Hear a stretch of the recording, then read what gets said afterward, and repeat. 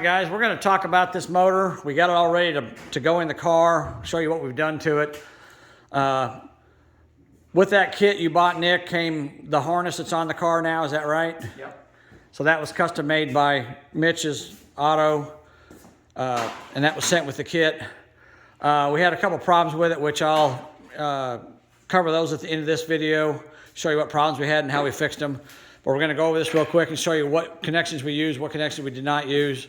This harness is a really good harness. It's made really well. Everything fits really good. First of all, we started out with your injectors. They're all numbered. If you can see, 1, 2, 3 is here. There's 4. So they're all numbered, easy to figure out. You got your alternator connections. And I don't know if you can see how well you can see down in here. There you go. You see that? That's your, right there is your knock sensor. It had the wrong plug on it.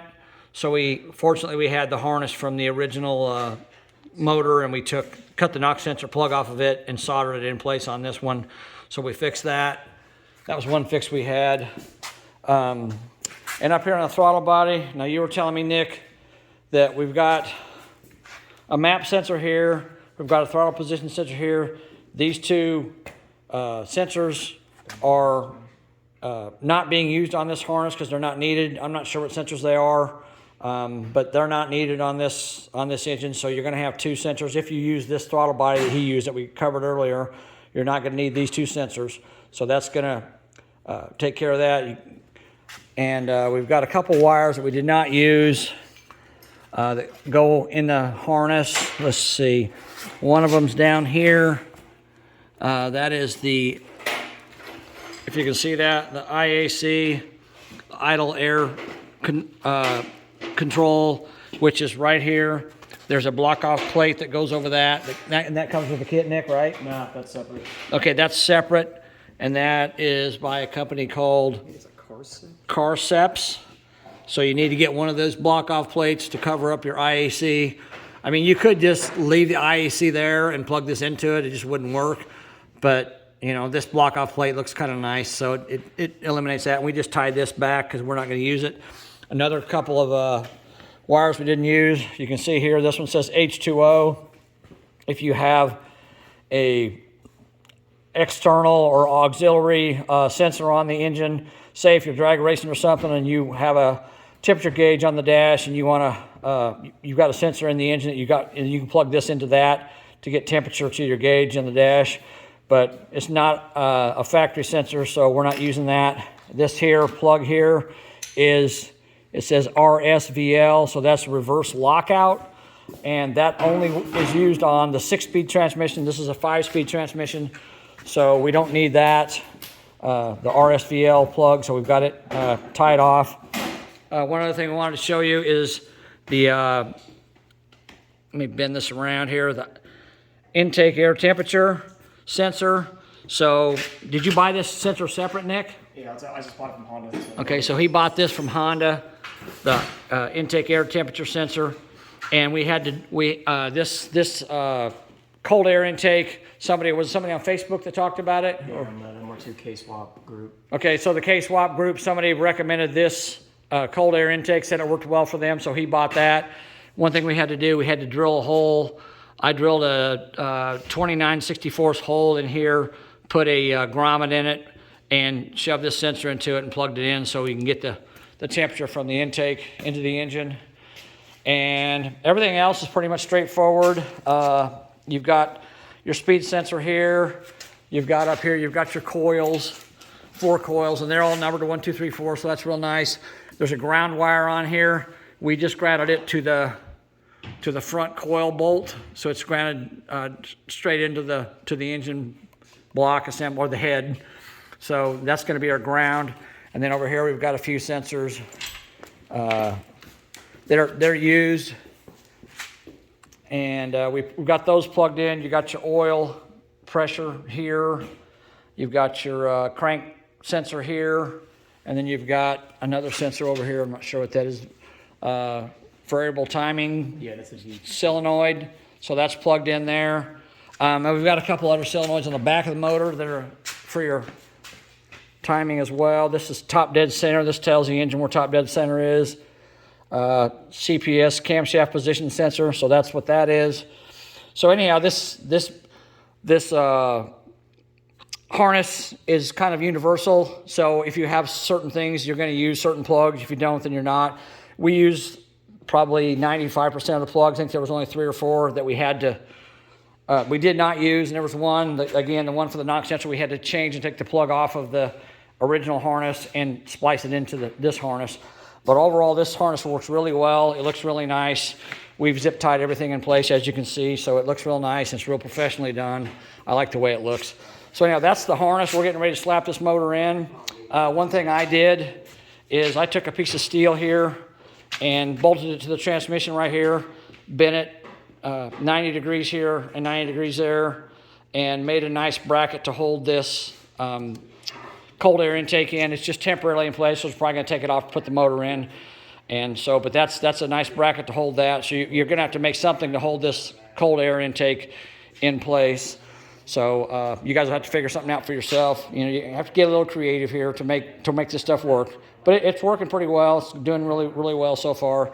So, oh, and also this hose, this lower radiator hose, is that come with the kit or did you buy it separate? Nah, I bought it separate. Somebody again on the Facebook MR2 K-Swap group recommended it because it's a really tight fit.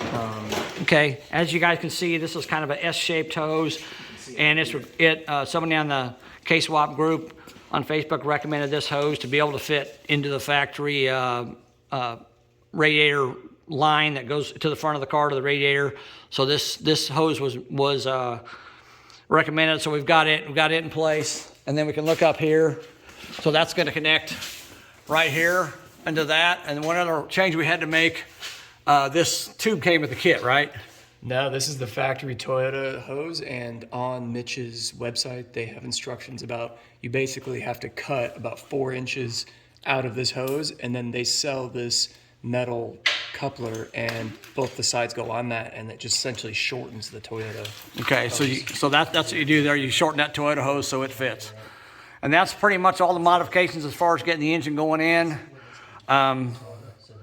Obviously, we're not going to use the factory throttle cable bracket. We've got one on there, so we'll take that off before we put the motor in. But we're ready to put the motor in. And we've cleaned this thing up and painted it a little bit so it looks nice, you know, as you guys can see. Trying to make this car look nice. And again, the factory motor mount from Toyota is here and there, and they make brackets that adapt the Honda engine to those mounts. So, and again, this is the front transmission mount. You do have to replace this one. I mentioned this in an earlier video. You got to replace the factory mount with this one. So, but this comes with the kit. Again, you can see that at MitchAutoParts.com. So, I mean, Mitch, you're doing a good job. There's a couple things you could improve on, but you know, overall, this is a pretty impressive kit. A couple things you could add to the kit that would make it better, and a couple, you know, again, the problems we have with the harness, I'll talk about those later. If those were addressed, the harness would be great. So, anyhow, we're going to go ahead and slap this motor in, and this is where we're going to get started with that. And I appreciate you guys watching, and we'll show you guys how this motor goes in. Thanks. Hey guys, so I want to show you something real quick on this. We're putting the harness on this. I'll go over the harness here in a minute.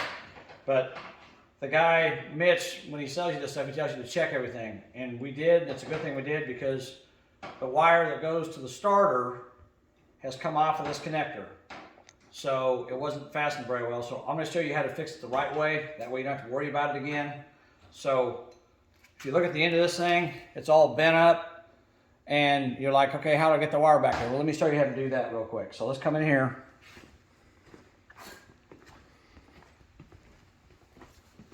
So if you take and put this in a vise, if you have a vise, or you can clamp it to a table with a pair of vice grips or whatever, you take a round punch like this, and you just put it in the end of this like that. Tap it in there. And tap around it. And it'll give you a nice round end again to put on it. Now we're going to reattach it back to the cable. So let's go back in here.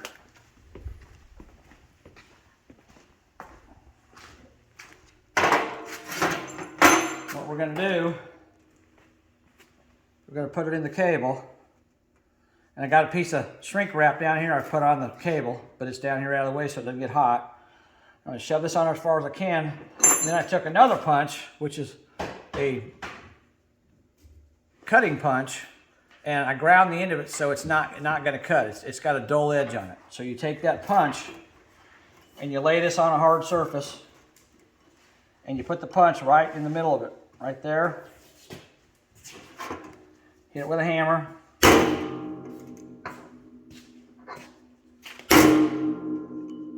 Not ready to lose my striker there.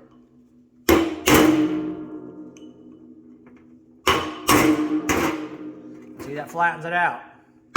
Makes it nice and tight again.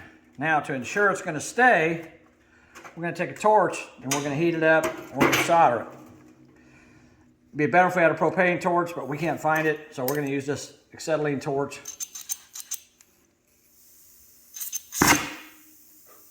If I don't blow it up.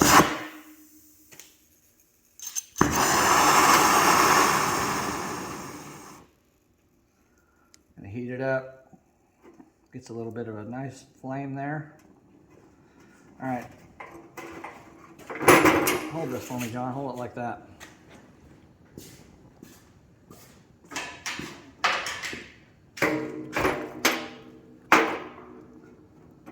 Okay, so then we're going to heat it up with a torch a little bit. And you want to heat the bottom more than the top because you want the solder to be pulled down into the fitting. So you want the bottom to be hotter than the top. Doesn't take much with this torch. It's going to be just a little bit. Oh, he's got it in there. All right, and I'm going to get this flux. Get some of this flux and put it in there.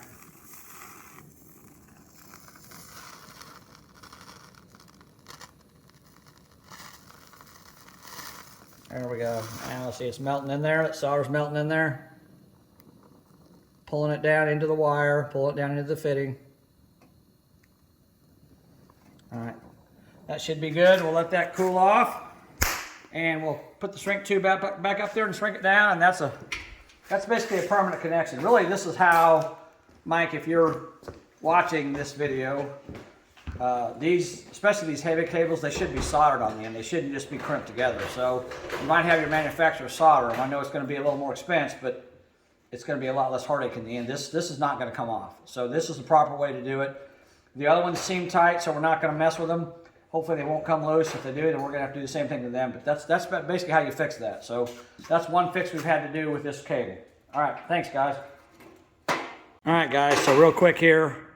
I was messing with this main harness that connects to the alternator, the starter, and the battery, positive cable, and the fuse box. And on the other end of it, these two ends here connect to the battery and the fuse box. I pulled on them with pliers and both of them pulled out. So we decided to go ahead and pull the wire off the alternator, this one here, and just solder all four of these. So if you guys are doing this kit and you got this set of cables here, you may want to go ahead and solder all four of them just to keep them from coming loose. I can tell you right now, with this motor in the car, it would be a total nightmare to try to get these wires out and get them soldered. So I'd recommend you, before you even put them in the car, to go ahead and solder them. And by the way, this terminal here is the one that goes on. Let me get my camera to focus here. Come on. There we go. This terminal here is the one that goes on the alternator. As you can see, it's kind of short on one side. I can't really touch it because it's hot, but we had to grind down one side of it to get it to fit. I can try to show you here.